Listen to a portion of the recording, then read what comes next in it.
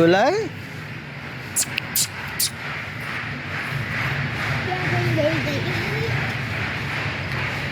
Good morning friends, કેમ છો બધા? મજામાં હશો. હું હાર્દિક બ્રહ્મભટ્ટ વ્લોગ્સમાં તમારું સ્વાગત છે. હવે આજે એક સ્પેશિયલ ડે છે, સાયન્સ ડે. તો ઝંખના મેડમ એઝ અ ગેસ્ટ તરીકે એક જગ્યાએ આવ્યા છે, એક સ્કૂલમાં આવ્યા છે. અમે અંદર જઈ રહ્યા છીએ. મમ્મા તો એઝ અ ગેસ્ટ જતા રહ્યા છે અંદર.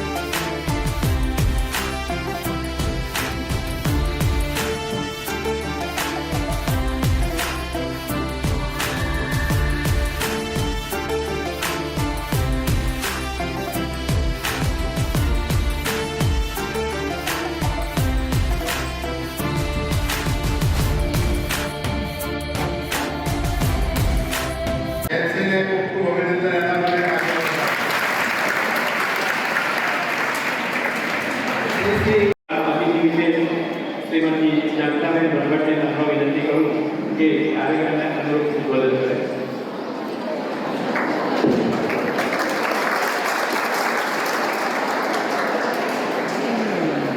કેમ છો બધા?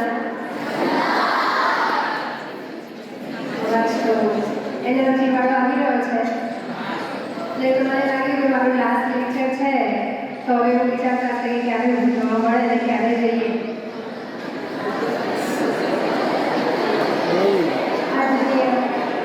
મહેમાનશ્રીઓ, મંત્રીશ્રી, સહમંત્રીશ્રી, આચાર્ય, શિક્ષકગણ, વાલા વિદ્યાર્થી મિત્રો, સૌને ફરી એકવાર ગુડ મોર્નિંગ. આજના આ રાષ્ટ્રીય વિજ્ઞાન દિવસે મને આમંત્રિત કરી અને અહીંયા બોલવા માટે તક આપી એના માટે હું સન્માનિત છું. સૌ પહેલાં તો રાષ્ટ્રીય વિજ્ઞાન દિવસ પર બધા વૈજ્ઞાનિકોને અને વિજ્ઞાન પ્રેમીઓને ખૂબ ખૂબ શુભેચ્છા. તમે પણ, મને એવું લાગી રહ્યું છે કે આ અત્યારની જે યુવા પેઢી અહીંયા બેઠી છે એ આવતીકાલના વૈજ્ઞાનિકો છે. આટલું સરસ વિજ્ઞાન ભણી રહ્યા છે, આટલા સરસ જવાબ આપી રહ્યા છે અને સાહેબે જણાવ્યું એ પ્રમાણે ખૂબ જ સરસ સરસ પ્રોજેક્ટ લઈને આવ્યા છો. તમે આટલી નાની ઉંમરે આટલું કરી રહ્યા છો તો આવતીકાલના સાયન્ટિસ્ટ જ કહીશ. કહું છે ને સાયન્ટિસ્ટ બધાને કેટલાને કહું છે સાયન્ટિસ્ટ? વૈજ્ઞાનિક કેટલાને કહું છે? હાથ ઉપર સરસ.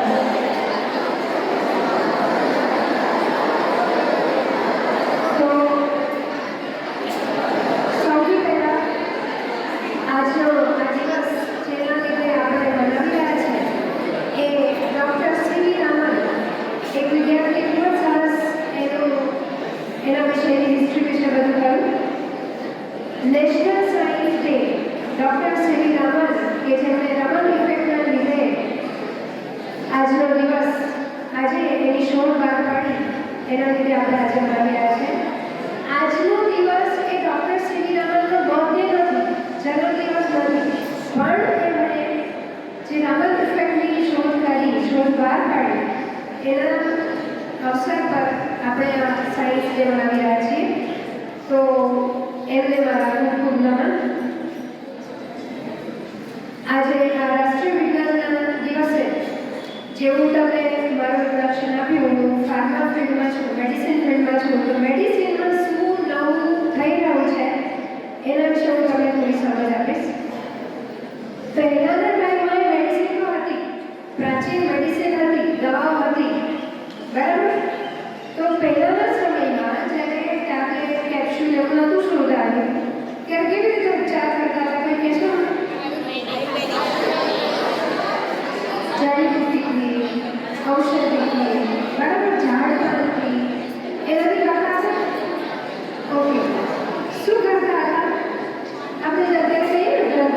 ઉપચાર. પેટમાં દુખતું હોય તો રાત પડી ગઈ હોય, દવા લેવા જવાનું ના હોય તો મમ્મી શું કહે? અજમો, જીરું, સંચાર ખાવી લે એટલે તને સારું થઈ જશે. શરદી ઉધરસ થઈ હોય તો શું કરે મમ્મી? અડધા દૂધ પીવડાવે. તો આ બધું પ્રાચીન મેડિસિન જેને આપણે આજે આયુર્વેદના નામે ઓળખીએ છીએ, બરાબર? તો એ આયુર્વેદ બીજું કશું જ નથી પણ પ્રાચીન મેડિસિન આપણે જે કહીએ છીએ ઘરગથ્થુ ઉપચાર, જે બિલકુલ નેચરલી અવેલેબલ છે પ્રકૃતિમાં. એ આપણને બિલકુલ મફતમાં મળે છે. લીમડાના પાન છે, ફળફૂલમાં રહેલી જડીબુટ્ટીઓ છે, બરાબર છે? એનો આપણે સારી રીતે અને સાચી રીતે સેવન કરીએ તો એ દવા રૂપ જ છે. આયુર્વેદ એ ભારતની મેડિસિન છે. પહેલાંના ટાઈમમાં કેવું હતું કે ઓરલી જ બધાને કહેતા મારી છોકરીને પેટમાં દુખતું આનાથી બંધ થઈ ગયું તો તમારી છોકરીને ખવડાવો તો મટી જશે. એવી રીતે દવાઓ ફેલાવી હતી. આપણી જોડે કોઈ લેખિત લખાણ નહોતું. અંગ્રેજો આપણે આવ્યા અને એમણે અહીંયા બધું જોયું કે આ તો બધું મફતમાં મળે, કોઈ પ્રોસેસ વગર મળે, એવી બધી દવાઓ અહીંયા વપરાય છે એટલે એમણે પેટેન્ટ કરવાનું. પેટેન્ટ એટલે શું ખબર છે? પેટેન્ટ કોઈ પણ વસ્તુની પેટેન્ટ કરે એટલે શું? એટલે એ લેખિત કરાર કરે કે આ વસ્તુ મારી શોધાયેલી અને હું જ એનો ઉપયોગ કરી શકું અને હું જ એને વેચાણ કરી શકું. બીજા કોઈને પણ એ વસ્તુનો ઉપયોગ કરવો હોય કે વેચાણ કરવું હોય તો મારી પરમિશનથી થઈ શકે. હવે આ બધું લાવ્યા આપણે અને લઈ ગયા કોણ? અંગ્રેજો. ભારતવાળાને બુદ્ધિ સુધી કે આ તો જબરું થયું એટલે ઇન્ડિયાવાળાએ પણ પેટેન્ટ કરવા માંડ્યું. આપણા જે સાયન્ટિસ્ટો આપણે કહીએ ઝીરોની શોધ કોણે કરી હતી? પછી બીજા ત્રિકોણમિતિ, આપણી દશાંશ પદ્ધતિ, આ બધી ઇન્ડિયાની જ શોધ છે, વિજ્ઞાનની શોધ છે, રાઈટ? તો આ બધી શોધ આપણે જ્યારે કરીએ છીએ તો એનું શ્રેય પણ આપણે મળવું જોઈએ. મેડિસિન ઉપર ફરી આવો તો આયુર્વેદ એવું વિજ્ઞાન છે કે જેમાં પહેલાના ટાઈમમાં વૈદો નસ તપાસતા, પલ્સ ચેક કરતા, બરાબર? નાડી પરથી ખબર પડી જતી કે આ માણસને શું બીમારી છે અને એનું ટ્રીટમેન્ટ કરતા હતા. ભલે આયુર્વેદિક ટ્રીટમેન્ટ થોડી લાંબી હતી પણ એમાં કોઈ સાઈડ ઇફેક્ટ નથી હોતી. ધીમે ધીમે ધીમે ધીમે એમાં એડવાન્સમેન્ટ આવ્યું અને મોડર્ન મેડિસિન સાયન્સ અસ્તિત્વમાં આવ્યું. એટલે આપણે એલોપેથી બનાવવાનું ચાલુ કર્યું. એલોપેથી એટલે આપણે ટેબ્લેટ, ઇન્જેક્શન, સિરપ જે તમે પીઓ છો એ. અત્યારના ટાઈમમાં હું તમને મેડિસિનના એડવાન્સમેન્ટની વાત કરું તો ટેબ્લેટ એ ખાલી ટેબ્લેટ નથી. અત્યારે એવી ટેબ્લેટ બનાવવામાં આવે છે કે તમે મોઢાથી એ ટેબ્લેટ બનો એટલે મોઢાથી લઈએ ડાયરેક્ટ કોઈને આંતરડાની બીમારીમાં આંતરડાના સોજો આવતો હોય તો એ ટેબ્લેટ આખી ગળો તો છેક આંતરડા સુધી જાય ને ત્યાં સુધી એ ટેબ્લેટ છૂટી ના પડે એવી રીતે એને કરાવેલી હોય છે. આંતરડામાં જઈને જ છૂટી પડે અને એનું અંદર જે ડ્રગ્સ છે એ ડ્રગ્સ બહાર નીકળે અને એની ઇફેક્ટ આપે. ફંગલ ઇન્ફેક્શન થાય સ્કિન ઉપર તો અત્યાર સુધી અમે શું કરતા હતા? ઓઇન્ટમેન્ટ લેતા હતા, ટ્યુબ લગાવીએ, આપણે ટ્યુબ માર્કેટમાંથી લાવીએ અને ટ્યુબ લગાવીએ, 2-3 દિવસમાં સારું થઈ જાય. આપણા ફિંગર્સ પર પણ જર્મ્સ હોય છે. આ જર્મ્સનું જે વિજ્ઞાન છે ને પહેલાં કોરોના આવે ને પછી બધાને બહુ જ ભાન થવા લાગે કે ઇન્ફેક્શન, જર્મ્સ, રાઈટ? બધાથી પ્રોટેક્શન કરવા લાગે. તો હાથનો ઉપયોગ ના કરવો પડે અને બીજું કોઈ ઇન્ફેક્શન ના થાય એના લીધે સ્પ્રે બનાવવામાં આવે. ફંગલ ઇન્ફેક્શન થાય તો શું કરવાનું? સ્પ્રે કરી દેવાનું એટલે મટી જાય. અત્યારે કોઈ પણ બોડીનો દુખાવો હોય કે એનાથી સ્પ્રે મળે છે, તમે જોયા હશે માર્કેટમાં. ફાસ્ટ ડિસોલ્વિંગ પેચ બનાવવામાં આવે છે. પેચ એટલે હું તમને કહું, પેચ એટલે શું? આપણે બેન્ડેડ જોઈ છે? બેન્ડેડ આપણે ક્યાં લગાવીએ? વાગ્યું હોય એના પર લગાવીએ, બરાબર? એ શું કરે? ધીરે ધીરે એની અંદર મેડિસિન હોય છે એ થોડું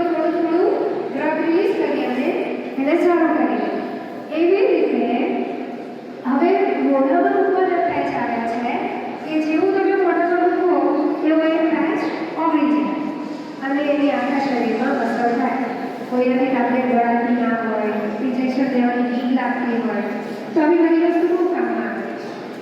અત્યારે રિસેન્ટમાં જ મારા સ્ટુડન્ટ્સ જેલી બનાવી રહ્યા છે. ચોકલેટની જેલી આવે છે ને, વોમિટ થતી હોય તો વોમિટ થતી અટકાવવા માટે જેલી બનાવી રહ્યા છે.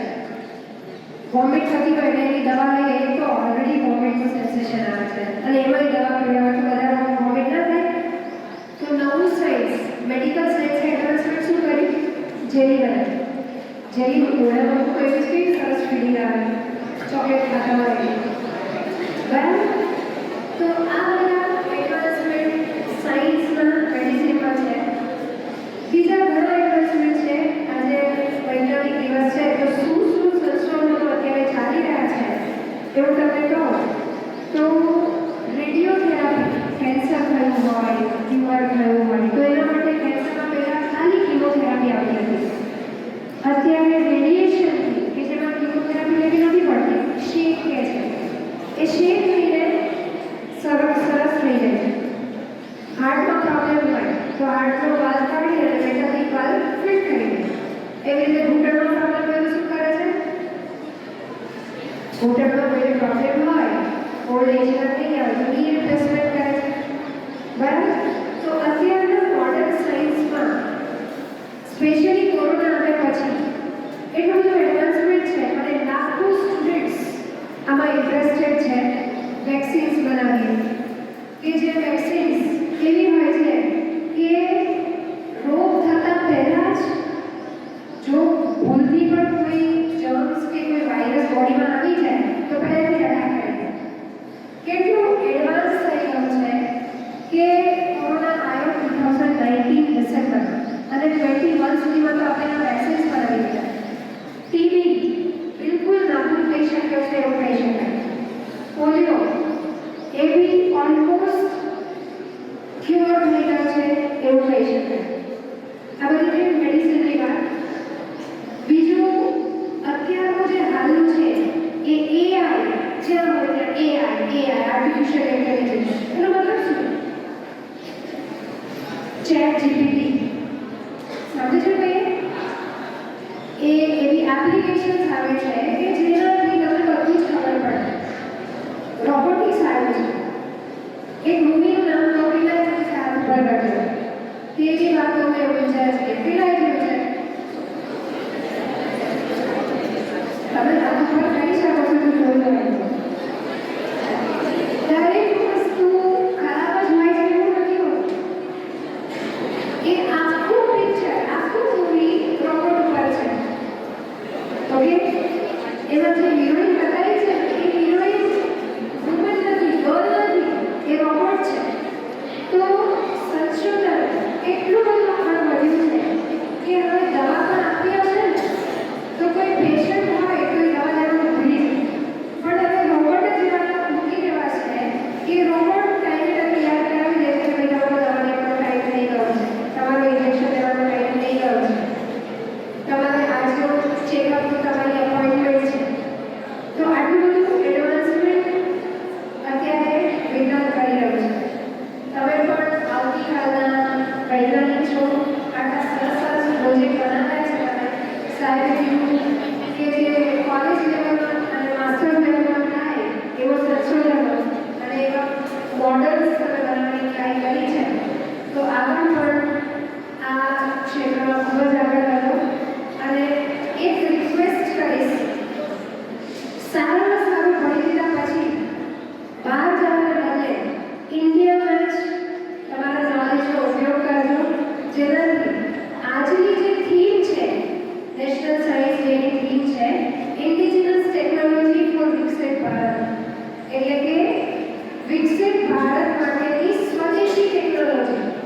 એ આપણી તમારા માટે સારું સંશોધન હોય, આટલા આગળ વધ્યા હોય અને પછી એ સંશોધન તમે ઇન્ડિયા માટે જ ઉપયોગમાં લો અને ઇન્ડિયાને એક પોઈન્ટ પર લઈ જાઓ અને બધા આપણા ઇન્ડિયા પર પ્રાઉડ કરે એવું કરજો એવી આશા સાથે મારું પ્રવચન.